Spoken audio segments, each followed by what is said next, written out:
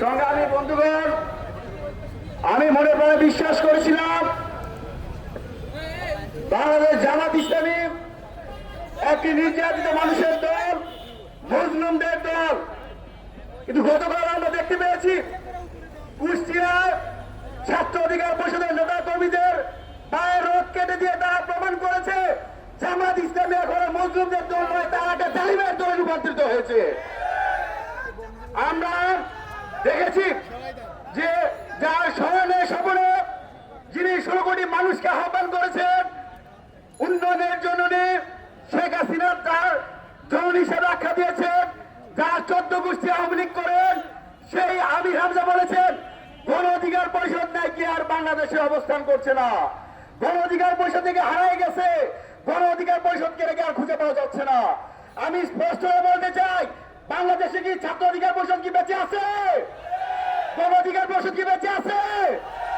এই বাংলাদেশে জামাত ইসলাম, জামাত শিবির থাকবে কি থাকবে না তা এদেশের মানুষ ঠিক করবে। কিন্তু এই দেশের স্বাধীনতার সার্বভৌমত্ব যতদিন থাকবে, ছাত্র অধিকার পরিষদ, যুব অধিকার পরিষদ, গণ অধিকার পরিষদ ততদিন বাংলাদেশে থাকবে। তার সেই অর্বাচীন অখ্যাত মুফতি আমির হামজার সেই বক্তব্যের প্রতিবাদে ছাত্র অধিকার পরিষদের নেতা কর্মীরা শান্তিপূর্ণভাবে কুষ্টিয়ার সদরে প্রোগ্রাম করছিলেন। সেই প্রোগ্রামে আমির হামজা তার সাথে দেখা জামাত শিবিরের চেলাফেলা দিয়ে, গুন্ডাদের দিয়ে, লাঠি শুনে রামদা দিয়ে ছাত্র অধিকার পরিষদ সরকারি কুষ্টিয়া কলেজের সভাপতি সুহানকে তার নাকের হাড় ভেঙে দিয়েছে, তার হাত ভেঙে দিয়েছে।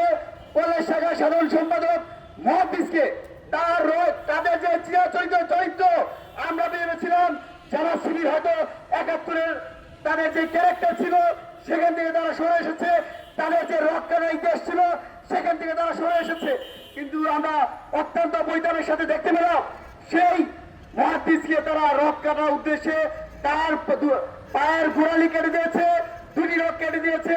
বর্তমানে তার পায়ে 26টি সেলাই লেগেছে। আমরা ছাত্র অধিকার পরিষদের পক্ষ থেকে জামাত শিবিরের যে ঐতিহাসিক চরিত্র, সেই খুন খারাপি রক্ষাটা যদি এই অভ্যুত্থান পরবর্তী বাংলাদেশে তারা যদি অক্ষত রাখে, তাহলে দেশের সকল ছাত্র জনতা নিয়ে তাদেরকে প্রতিরোধ করে তোলা হবে। আমাদের বক্তব্য স্পষ্ট। আমরা দেখেছি মুফতি আমির হামজা একজন সংসদ সদস্য, তিনি বর্তমান সংসদের বিভিন্ন নারী যারা আছেন, সাংসদ আছেন, তাদের চরিত্র নিয়ে কথা বলছেন। নারী সাংসদের শারীরিক গঠন নিয়ে কাউকে বলা হচ্ছে তার বুড়ি বেড়ে গেছে, আরো অসৌজন্যমূলক আচরণ করছে। জাহাঙ্গীরনগর বিশ্ববিদ্যালয়ে বলা হয় সকালে নাকি সেখানে